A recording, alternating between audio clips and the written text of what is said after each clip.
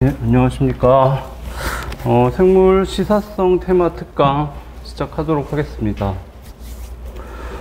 오늘 날씨가 엄청 덥네요. 이제 본격적으로 여름이 시작될 것 같은데, 1차는 여름을 어떻게 잘 보내시느냐가 되게 중요한 것 같더라고요. 네, 여름 끝날 때쯤 어느 정도 가능성이 있겠다 없겠다 이런 생각이 드실 거예요. 그래서 후회 없이 열심히 하시기 바라겠습니다. 네, 생물 시사성 테마 특강은 생물에는 이제 좀 시사성 있는 문제들이 가끔 나옵니다. 빈도가 많지는 않지만 그래도 현재까지도 꽤 출제가 되었고, 그래서 대비를 하시는 게 중요하기 때문에 특강을 마련을 했고요. 근데 내용은 일단 그 기본 강의 정도 들으셔야지 이제 내용을 이해할 수 있을 겁니다. 교재를 한 번 이상 읽어보셔야지 이해하실 수 있고, 그러니까 기초적인 것부터 다 설명드릴 수는 없으니까. 근데 그렇게 어렵진 않고요. 자, 일단 목차를 보시면 처음에 시사성 테마에 해당되는 기존에 출제됐던 문제들을 좀 정리를 했습니다. 그래서 자료를 보시면 절반 정도가 여기에 해당되는 기출문제하고 해설이 포함되어 있는데, 오늘 시간에는 이 부분 설명은 안 드리겠습니다. 이거는 뭐 이미 공부하신 분도 있을 테고 하니까 그냥 자료가 필요할 수 있어서 일단 자료에 포함시켰고요. 근데 다음 달에 이제 7월 4일에 최근 14개년 기출 풀이 강의를 하는데, 무료죠. 그때 이제 그 기출 내용들은 다 다루게 되니까 필요한 분들은 그때 강의를 들으시거나 뭐 인강을 들으시면 될 것 같고요. 그 다음에 이제 실제로 이제 앞으로 출제될 가능성이 있는 테마들을 보시면 가장 중요한 건 사실 코로나죠. 예, 코로나 바이러스에 대한 건데, 코로나 바이러스는 내일 다시 코로나 바이러스 특강을 하니까 그때 보실 수 있고, 그 다음으로는 크리스퍼-캐스9 진 에디팅, 유전자 편집, 유전자 가위. 그러니까 코로나 다음으로 이제 가능성이 높다고 보이고요. 그 다음 차세대 서열 분석이 높다고 보입니다. 그래서 코로나 바이러스하고 크리스퍼-캐스9, 그 다음에 차세대 서열 분석은 꼼꼼하게 잘 공부를 하셔야 됩니다. 예, 언제 출제돼도 이상하지 않은 문제들이고요. 그 다음은 이제 항생제 내성에 관련된 내용을 집어넣는데, 얘는 앞에 것들보다는 좀 중요도가 떨어집니다. 그래서 그냥 가볍게 보시면 되고, 얘는 항생제 내성 문제는 사실 몇십 년간 생물학자들한테는 좀 위협이 되는 문제였어요. 언제 항생제가 전혀 먹지 않는 무서운 바이러스, 박테리아가 나타날 수 있기 때문에, 그래서 출제는 될 수 있는데 현재 코로나 이슈에 가려 있기 때문에 그냥 이 부분 가볍게 보시면 되고요. 마지막으로 주의해야 할 용어나 개념은, 이제 대학교의 일반 생물학에서 많이 보는 교재가 캠벨이라는 저자의 교재죠. 근데 캠벨이 이제 개정되면서 새로운 내용들이 들어갈 수 있는데, 그 내용들은 이제 생물학계에서 최근에 밝혀진 중요한 연구 결과들이기 때문에 시험에서도 의미가 있습니다. 그리고 이제 저는 기본 강의에서 교재로 하이탑을 쓰는데, 하이탑도 개정되면서 최근 연구 결과들이 들어가게 되죠. 그런 용어들은 좀 뭐 독립적으로 문제가 나오진 않지만 지문에 용어들이 나왔을 때 전혀 모르는 용어야 라고 당황하시면 안 되기 때문에 좀 가볍게 개념을 보시도록 하겠습니다. 자, 첫 번째로 시사성 테마에 해당되는 이제 기존에 출제됐던 문제들이고요. 좀 한 14년간 한 11문제 정도가 출제됐다고 볼 수 있는데, 첫 번째 한 3가지 그룹으로 나눌 수 있습니다. 그래서 첫 번째 그룹은 이제 질병 관련된 문제들이 한 4문제 나왔다고 보이고요. 그 다음 두 번째 그룹은 생명공학 기술 관련해서 굉장히 이제 생물학적으로 의미가 큰 기술들이 개발이 되면 기본 교재에 없더라도 출제가 될 수 있습니다. 중요도가 높은 경우에. 그런 것들이 있었고, 그 다음에 세 번째 그룹은 이제 고세균 관련인데, 고세균이 발견되고 연구가 되면서 생물학의 분류 체계가 아예 바뀌었죠. 원래 5개의 개로 되어 있었는데 3형 6개로 완전히 바뀌었습니다. 굉장히 큰 영향을 미친 거기 때문에 고세균도 시사성이 큰 문제들이라고 볼 수 있고요. 일단 질병 관련해서는 AI, 조류독감, 그 다음에 대장균 5157, 그 다음에 프라이온, 광우병 관련해서 나왔고, 작년에 21년에 코로나 관련해서 RT-PCR이 나왔는데 얘는 좀 시사성 테마라고 하기는 좀 애매하고요. 이 세 가지는 뭐 기본 교재에 없더라도 나왔죠. 근데 이 세 가지의 경우는 앞으로 다시 출제될 가능성은 높진 않습니다. 그래서 그냥 기출문제만 가볍게 풀어보시고 이론 정도만 보시면 되고요. 자, 두 번째 그룹은 말씀드린 이제 생명공학 기술 관련해서 중요한 이슈들인데 세포사멸, 에이팝토시스, 마이크로어레이, 마이크로RNA, siRNA가 출제가 됐습니다. 세포사멸의 경우는 세포가 자살을 한다는 개념의 생물학적 중요도는 높지만 얘를 잘 연구하면 강력한 항암제를 만들 수 있기 때문에 생물학적으로 굉장히 중요합니다. 그 다음에 마이크로어레이도 굉장히 내가 원하는 어떤 칩이든 어레이든 만들 수 있다는 점에서 굉장히 강력한 생물학적인 툴이고요. 마이크로RNA, siRNA도 진핵세포 내부에서 전사, 그 다음에 번역을 조절하는 기작이 새로 발견됐다는 점도 중요하고 얘를 잘 이용하면 유전자의 기능을 밝힐 수 있는 강력한 연구 기법이기 때문에 중요도가 높습니다. 이 정도는 다 노벨상을 받을 정도의 결과들이고 그래서 출제가 됐고요. 근데 앞으로도 이 네 가지는 동기문제로 나오긴 힘들지만 지문은 한두 개씩 나올 수 있습니다. 그래서 이 네 가지는 꼼꼼하게 공부를 하셔야 됩니다. 그리고 실제로 마이크로 RNA나 siRNA는 12년이나 14년에 출제됐는데 그 이후에 기출문제에 지문이 한두 개 더 들어가 있습니다. 그래서 앞으로도 지문은 나올 수 있기 때문에 꼼꼼하게 보셔야 되고, 자, 고세균은 세 문제가 출제됐는데 얘는 지금 고세균을 생물학자들이 잘 모릅니다. 계속 연구가 되고 있고, 그리고 앞으로도 이제 중요한 연구 결과들이 나올 수도 있고, 굉장히 의미가 크기 때문에 앞으로도 독립문제로 나올 수 있습니다. 그래서 고세균은 빠삭하게 공부하셔서 무조건 맞추셔야 되는 영역이죠. 네, 그 다음에 여기 기출문제하고 해설은 뒤에 쭉 나와 있는데, 필요하신 분들만 보시면 되겠습니다. 오늘 이걸 다 설명드리지는 않을 거고요. 그러기엔 시간이 좀 부족하고. 자, 그래서 이제 26페이지로 가시면 되겠습니다.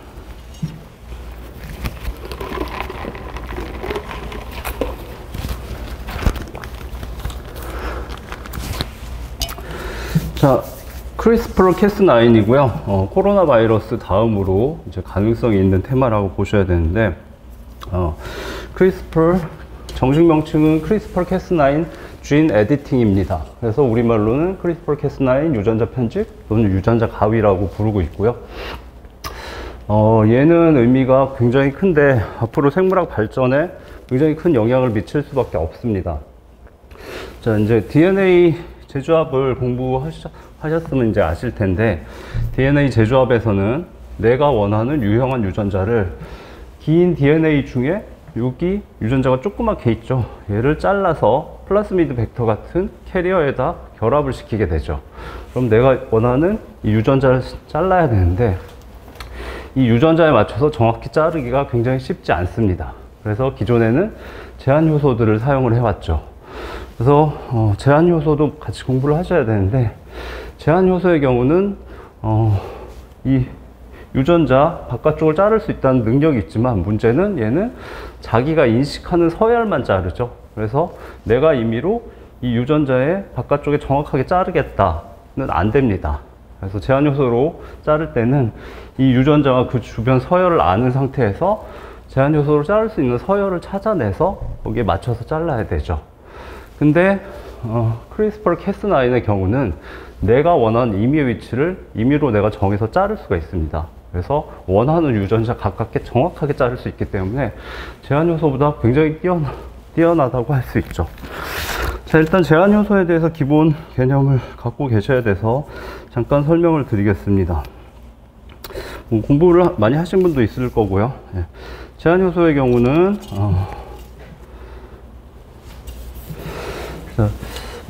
제한 요소인데 DNA를 자르는 효소는 RNA 분해 효소도 마찬가지지만 두 가지 타입 있죠. 엑소 타입 있고 엔도 타입 있습니다. 엑소 타입은 효소가 DNA를 자를 때 바깥쪽에서부터 하나씩 잘라갈 수 있는 거죠. 엑소가 바깥이란 뜻이고, 다음에 엔도 타입은 DNA가 있을 때 효소가 가운데를 자릅니다. 그래서 엔도는 내부란 뜻이죠. 이 두 가지 타입이 있는데 그 중에 제한 효소는 가운데를 자르기 때문에 엔도 타입의 효소입니다. 그래서 엔도 타입으로 DNA를 자르는 효소는 많은데 대부분은 랜덤하게 잘라요. 아무 서열이나. 그렇지만 이제 생명공학에서 툴로 쓰기 위해서는 정확한 위치를 잘라야 되는데 제한 효소는 정확한 위치를 자를 수가 있죠. 그래서 수십 년간 사용이 되어 왔고 제한 효소도 생물학 발전에 상당히 영향을 미쳤다고 볼 수 있습니다. 자, 예시로 이제 제한 효소 이퀄1, NOT1, PV2가 나와 있는데 이게 제한 효소의 이름이고요. 제한 효소 이퀄 R1의 경우는 요 6개의 서열을 인식을 합니다. GAA, TTC를 인식을 하죠.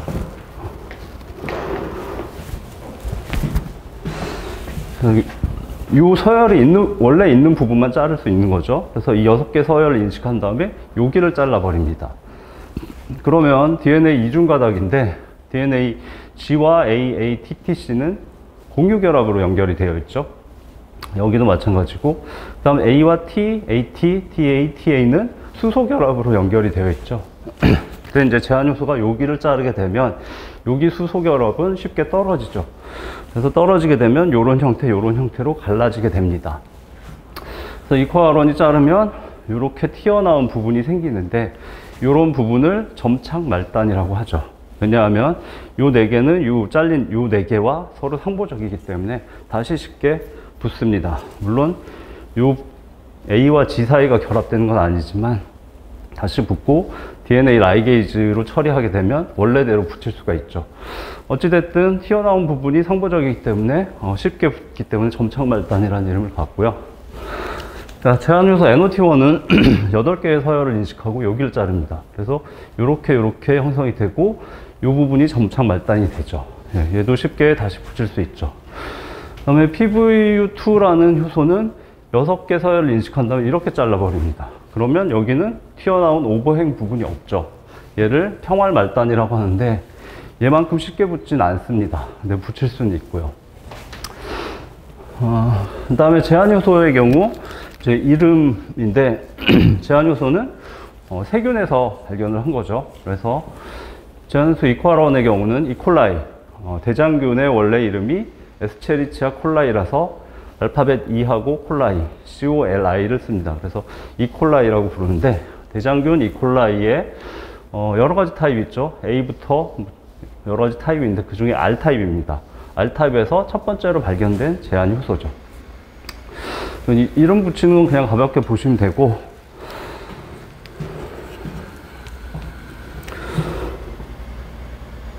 자, 근데 제한 효소의 특징은 참 이렇게 제한 효소가 인식하는 서열은 보시면 CAG, CTG 5'에서 3'으로 다시 읽으면 CAG, CTG로 이렇게 읽으나 이렇게 읽으나 똑같습니다. 그래서 이걸 펠린드로믹 구조라고 하고 한글로 회문 구조라고 합니다. 왼쪽에서부터 읽어도 오른쪽에서부터 읽어도 똑같은 이런 서열만 인식을 합니다. DNA가 모두 회문 구조로 되어 있지는 않고요. 특정 영역만 회문 구조로 되어 있는데 제한 요소는 걔를 인식을 해서 자르게 됩니다. 제한 요소에 대해서는 그 정도 기억하시면 되고요. 그런데 제한 요소는 어디서 발견이 되었냐? 세균에서 발견이 되었는데 제한 효소의 기능은 세균의 면역 체계입니다. 그래서 세균이 있을 때 박테리오페이지, 세균을 잡아먹는 박테리오파지가 감염시키게 되면 박테리오파지는 DNA를 세균 안에 집어넣게 됩니다. 그러면 세균에 있던 제한 효소가 박테리오페이지의 DNA를 잘라버리는 거죠. 내부 침입자를 죽이는 면역 체계입니다. 근데 문제는 그러면 세균 자신의 DNA도 잘라버리면 어떡하냐라는 문제가 있죠. 근데 세균은 자신의 DNA에는 메틸 그룹을 중간중간에 붙여 놓습니다. 그러면 제한 효소가 자르지 못합니다. 그래서 자신의 DNA는 보호를 하고 들어온 외부의 박테리오페이지의 DNA는 잘라버리는 게 제한 요소고 세균의 면역 체계죠. 근데 잠깐 세균의 면역 체계를 잠깐 그냥 가볍게 보시면 되는데 26페이지죠.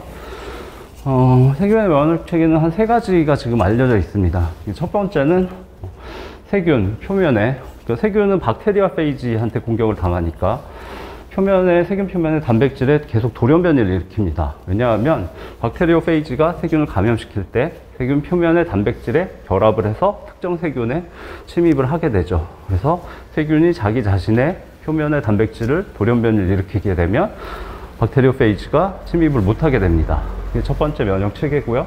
이건 가볍게 보시면 되고, 두 번째는 방금 말씀드린 제한 요소입니다. 외부에서 들어온 박테리오 페이지의 DNA는 다 잘라버리죠. 자신의 DNA는 메틸화 시켜서 보호를 합니다. 세 번째 면역 체계가 CRISPR-Cas9, CRISPR-Cas 시스템입니다. 그래서 CRISPR-Cas 시스템을 보시게 되는데, 제한 요소는 말씀드렸지만 생명공학, 특히 DNA 재조합 발전에 엄청난 기여를 했죠. 그렇지만 내가 원하는 정확한 임의의 서열을 자를 수는 없다는 단점이 있어서 계속 연구를 해왔습니다. 그래서 제한 요소보다 더 뛰어나게 내가 원하는 정확한 위치를 내가 정해서 자르는 효소를 개발하기 위해서 노력을 해왔는데, 거의 수십 년간 노력을 해왔죠. 근데 그 결과가 드디어 나타난 게 CRISPR-Cas9입니다. 그래서 굉장히 의미가 크죠. 자, CRISPR-Cas9 진 에디팅 유전자 편집 유전자 가위고요. 근데 이름이 좀 어려워서, 근데 이제 이름을 뭐 분해해서 정확히 쓰라 이런 문제는 안 나오지만 그래도 이름을 기억하려면 좀 이름을 자세히 보시겠습니다. 크리스퍼는 이제 6개의 알파벳으로 되어 있는데 뒤쪽에 SPR을 먼저 해석하시면 돼요. 그래서 SPR은 Short Palindromic Repeat입니다. 그래서 짧은, 이거는 회문 구조였죠.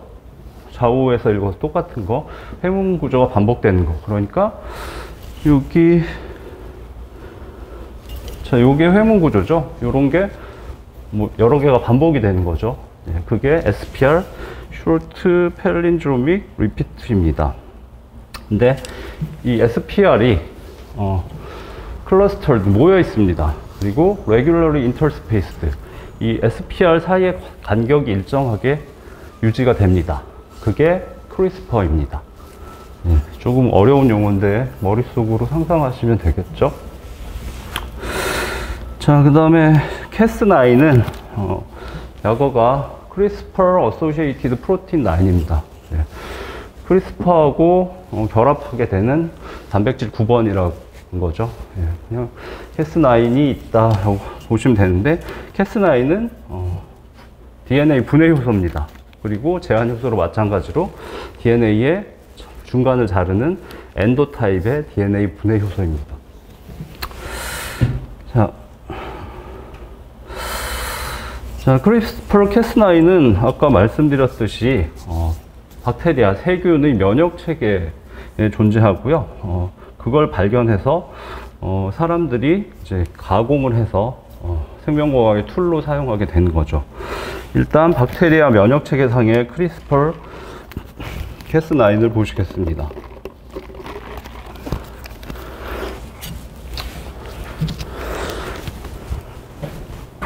자, 일단 좌측을 먼저 보시면 이렇게 이제 세균을 그린 거죠. 세균이 있는데, 세균의 박테리오페이지가 감염이 되면 박테리오페이지는 자신의 페이지 DNA를 이렇게 집어넣습니다. 그대로 두면 얘가 세균의 모든 자원들을 다 이용을 해서 자신의 자손들을 잔뜩 만들고 세균을 죽여버리고 터뜨리고 나오게 되죠. 근데 세균 입장에서는 박테리오페이지의 DNA가 들어왔을 때 일단 박테리오페이지의 일정 특정 부분, 짧은 부분을 잘라서 얘를 보존을 합니다.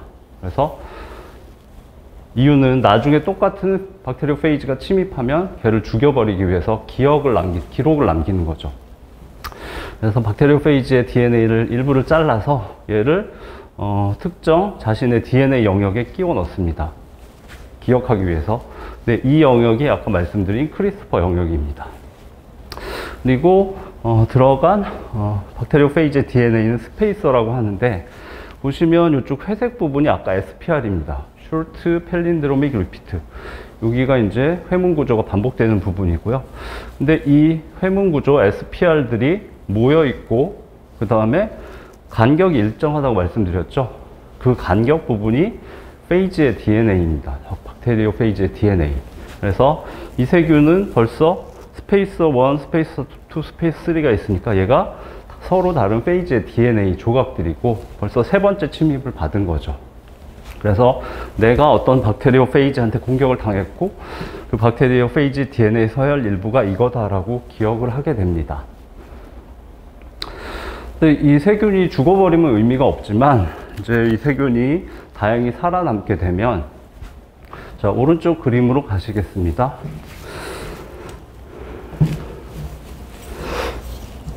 자, 다시 같은 박테리오 페이지가 다시 침입을 하게 되면 이 세균은 그걸 인식하고 지난번에 보존해 두었던 크리스퍼 상에 박테리오 페이지 조각을 전사를 합니다. 그러면 이제 RNA가 생성이 되죠. 이 부분의 DNA의 상보적인, 얘하고 얘는 상보적으로 결합할 수 있는 거죠. 이 얘를 만든 이유는 페이지도 DNA이기 때문에 자신의 DNA하고 구별이 안 됩니다. 그래서 임의로 자르면 안 되기 때문에 페이지의 DNA를 찾아내서 얘만 잘라버려야 되죠. 찾기 위해서 이 전사된 RNA가 가이드 역할을 하는 거죠. 그래서 이 RNA하고 Cas9이 결합하는데, Cas9은 말씀드렸듯이 DNA 중간을 자르는 엔도타입의 DNA 분해 효소죠.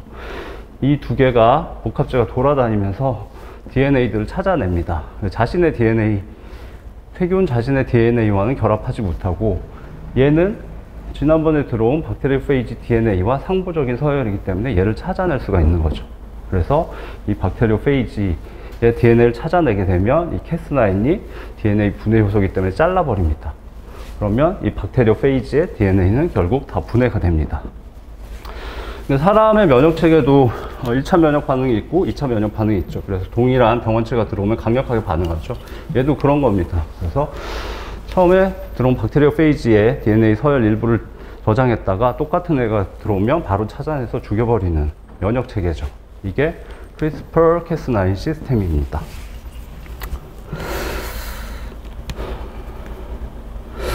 자, 그 내용은 다 설명을 드렸고, 그래서 방금 이제 새로 같은 박테리오페이지가 한 번 더 침입을 했을 때 저장되어 있던 그 DNA 서열의 상보적인 RNA를 전사를 하게 되죠. 그게 가이드 RNA입니다. 수많은 DNA 중에서 박테리오페이지의 서열을 찾아내기 위해서 이 정보가 필요한 거죠. 자,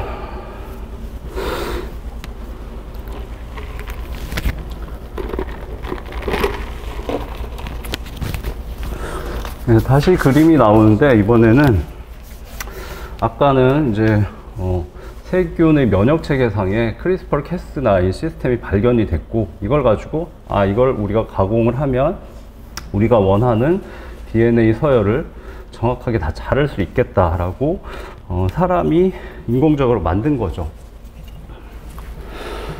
자, 그래서 자, 이번에 이 DNA는 이제 박테리오페이지의 DNA가 아니라 내가 원하는 유형한 유전자가 담겨 있는 DNA입니다. 그래서 그 중에서 정확하게 내가 원하는 유전자가 이쪽 부위에 있다 그러면 이렇게 정확하게 잘라야 되는 거죠. 그래서 Cas9 효소를 추출을 하고, 그 다음에 가이드 RNA를 인공적으로 만듭니다. 그리고 가이드 RNA는 여기 이 부분이 이제 DNA, 보시면 이게 DNA고 이중가닥이죠. 네, 우리가 여기를 자르고 싶은 거죠. 그러면 이 서열 정보를 갖고 있다가 그 서열의 상보적인 가이드 RNA를 인공적으로 합성을 해줍니다. 그래서 Cas9하고 결합을 시키면 Cas9 가이드 RNA 복합체가 DNA를 이렇게 탐색을 하다가 이 부분이 상보적으로 결합하는 부분을 찾게 되면 Cas9이 여기를 정확히 자르게 되는 거죠. 그래서 DNA 상의 어떤 위치든 내가 자르고 싶은 위치를 가이드 RNA를 인공적으로 합성을 하게 되면 정확하게 자를 수 있는 거죠.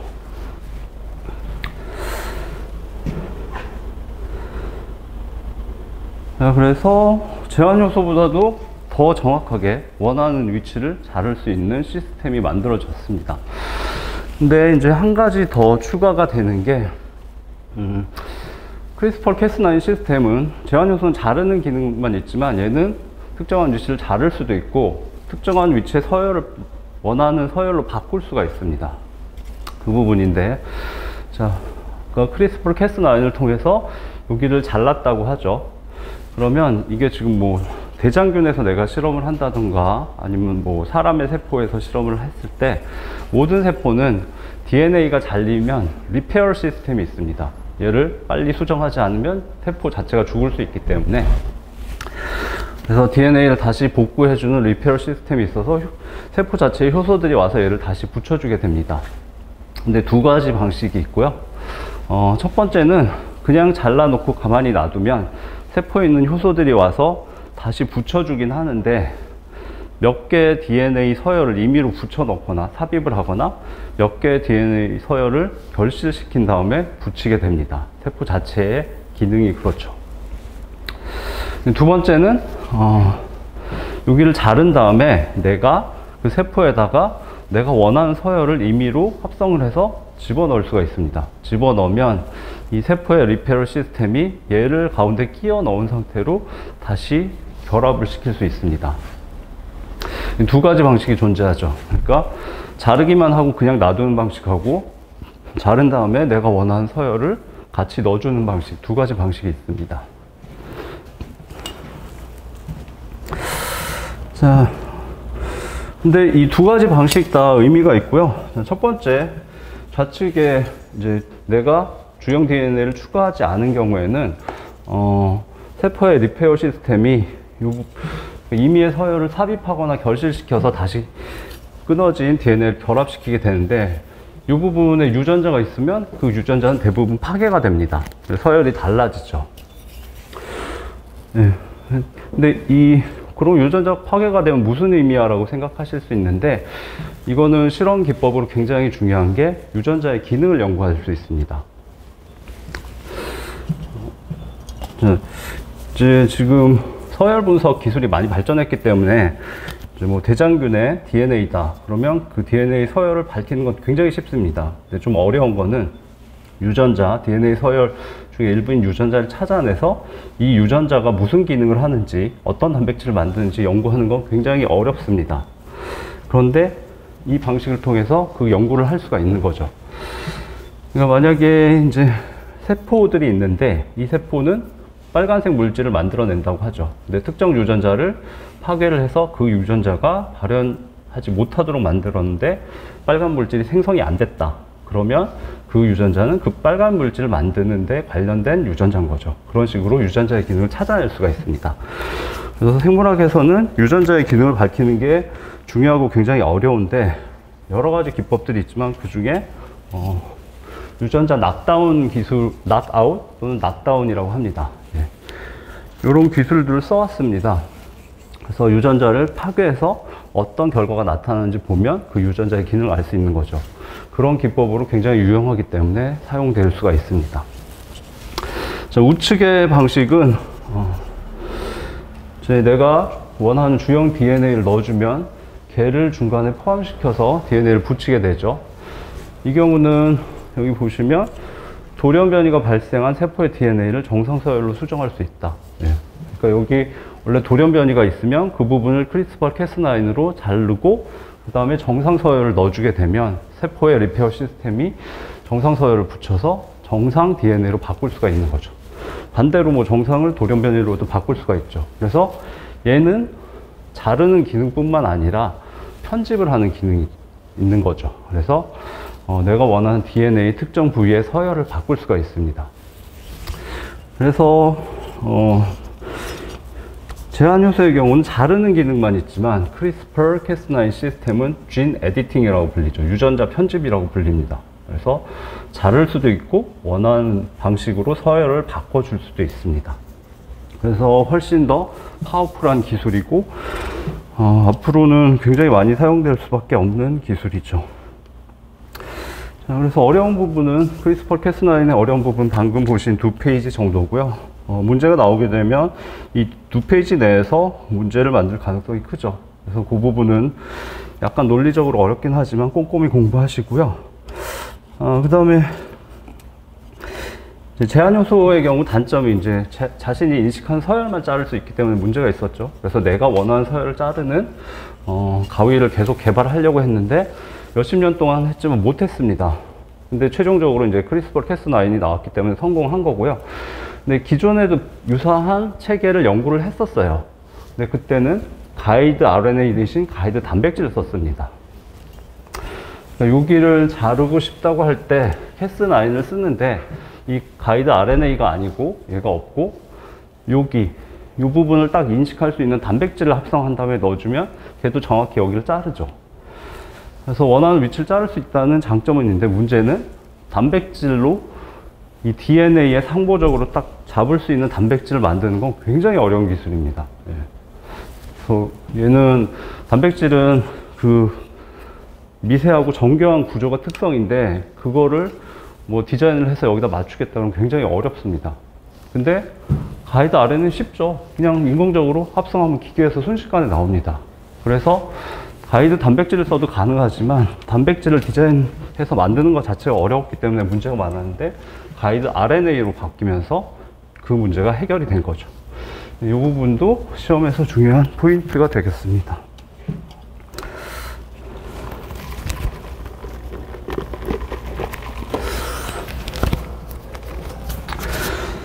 그래서 시험에서는 그 두 페이지에 집중해서 잘 보시면 되고요. 다음은 이제 응용 분야하고 윤리적 이슈가 있는데 이 부분은 그냥 가볍게 보시면 되겠습니다. 뛰어난 기술이기 때문에 당연히 응용 분야가 많겠구나 라고 생각하시면 되고요. 그래서 말씀드렸듯이 이제 크리스퍼 캐스9는 임의로 원하는 DNA 서열을 내가 정해서 자를 수도 있고 그 다음에 추가적으로 편집도 할 수 있기 때문에 강력하다.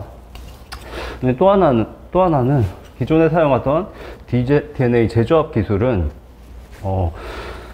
만약에 내가 원하는 유용 유전자를 플라스미드 벡터에 넣어서 걔를 대장균에다 집어넣어 가지고 유용한 단백질을 많이 생산을 하겠다 그러면 대장균에 관련되지 않은 DNA가 들어가게 되죠. 플라스미드 벡터 DNA도 들어가야 되고 그다음에 유용 유전자 바깥쪽에 서열도 좀 들어가야 되고 근데 크리스퍼 캐스9의 경우는 정확히 자를 수 있기 때문에 불필요한 DNA들이 많이 들어가지 않습니다.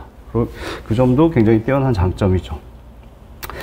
자, 그래서 응용 분야들을 보시면 뭐 세포나 개체 수준의 유전자 편집 당연하겠죠. 그 다음에 특정 유전자의 기능 연구, 아까 유전자 낙다운 유전자를 파괴해서 그 유전자의 기능을 찾는 연구 방법 보셨죠.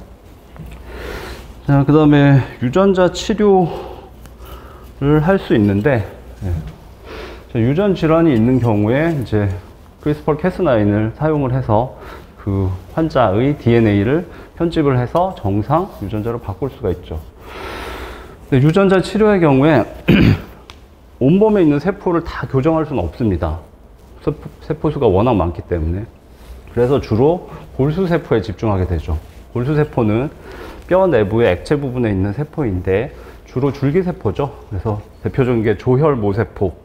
그래서 적혈구, 백혈구들 만드는 줄기세포가 있는데 얘의 DNA 잘못된 서열을 교정을 해주게 되면 그 이후에 생성되는 적혈구나 면역세포들은 정상 DNA를 갖게 되죠. 그래서 이런 연구가 많이 진행되고 있다. 그 정도 보시면 되고요. 그 다음에 중증 복합 면역 결핍증은 SCID라고 하는데 얘는 에이즈에 반대되는 개념입니다. 에이즈는 후천성 면역 결핍증이죠. 에이즈 바이러스에 감염돼서. 그래서 면역체계가 파괴되는 병이고 얘는 태어날 때부터 DNA에 문제가 있어서 면역체계가 파괴되어 있는 환자인 거죠. 그리고 SCID의 경우는 어릴 때부터 그 균이 없는 무균 텐트에서 생활을 해야 되기 때문에 굉장히 힘들죠. 근데 그 SCID를 치료할 때 이제 잘못된 DNA 서열을 바꿔주기 위해서 유전자 치료를 하기 위해서 기존에 레트로바이러스를 사용을 했습니다. 레트로바이러스는 특성이 사람의 세포 내로 들어가게 되면 DNA를 만든 다음에 사람의 염색체에다 자신의 DNA를 끼워 넣어 버리는 특성이 있죠. 그 특성을 이용을 해서 정상 DNA 서열을 그 세포의 DNA에 끼워 넣는 방식을 썼었는데 문제는 부작용이 굉장히 많습니다. 근데 이제 크리스퍼 캐스9 시스템을 쓰면 그런 부작용이 없이 할 수 있기 때문에 열심히 연구를 하고 있다. 그냥 가볍게 보시면 됩니다. 자, 그 다음에 얘도 예시죠. 낫형 적혈구 빈혈증. 네, 기억하시겠지만 얘는 DNA 서열 딱 하나가 바뀌어서 이런 무서운 질병이 발생하죠. 예. 얘도 그 DNA 서열 하나만 바꿔주면 되기 때문에 크리스퍼 캐스9을 이용해서 정상 서열로 바꿔주는 연구를 당연히 하겠죠. 그 다음에 마지막으로 이제 에이즈의 바이러스죠. HIV. 그래서 HIV에 작용할 수 있는 크리스퍼 캐스9을 연구하고 있다. 그냥 읽어보시면 되겠습니다. 그다음에 윤리적 이슈는 시험에 나오기는 좀 쉽지 않겠죠. 그냥 가볍게 읽어보시면 되는데 워낙 기능이 강력한 기술이 개발됐기 때문에 윤리적 이슈가 계속 문제가 됩니다. 그래서 얘는 이제 유전자 치료를 할 수가 있죠. 크리스퍼 캐스9 시스템은 유전자가 처음부터 잘못된 유전병을 갖고 있는 사람의 경우 정상 DNA 서열을 바꿔줄 수 있기 때문에 근데 일단 세포의 DNA 서열을 정상적으로 바꿔줄 때는 두 가지로 구분할 수가 있죠. 체세포 전체, 사람 몸에 있는 체세포 전체를 바꿔주느냐, 두 번째 생식세포를 바꿔주느냐. 이 생식세포는 정자와 난자가 만나게 되면 수정란이 되고 배아가 되고 태아가 되면 곧 사람이 될 수 있는 거죠. 근데 체세포를 유전자 편집을 하는 거에 대해서도 좀 반대하는 의견들이 있고, 또 하나는 생식세포의 경우는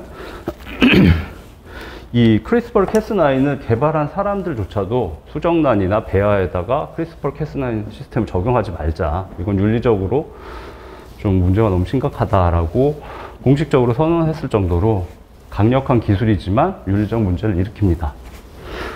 근데 벌써 문제가 터졌죠. 2018년에 중국의 어떤 연구자가 임신을 한 여성의 배아에 크리스퍼 캐스9을 적용을 해서 DNA 서열을 바꿨습니다.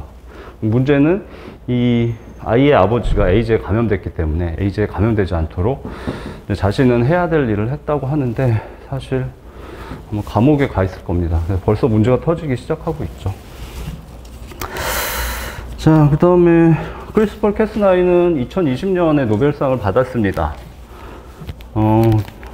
노벨상을 받은 건 사실 당연하다고 할 수 있고, 근데 이제 중요한 거는 노벨상은 보통 어떤 연구자가 연구 결과를 발표하고서 20년, 30년 후에 받습니다, 보통.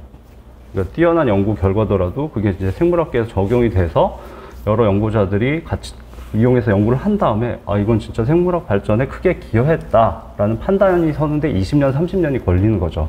그 이후에 노벨상 위원회에서 노벨상을 주게 되는데 얘의 경우는 몇 년 안 걸렸습니다.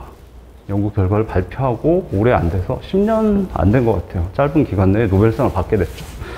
그러니까 연구 결과가 발표됐을 때부터 이건 그냥 노벨상을 받을 수밖에 없다라고 이제 생물학에서 인정할 정도로 뛰어난 거죠.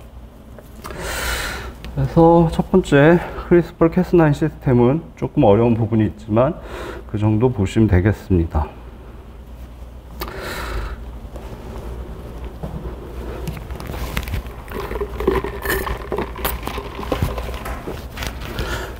자, 그 다음 4세대 서열 분석부터는 잠시 휴식하시고 진행하도록 하겠습니다.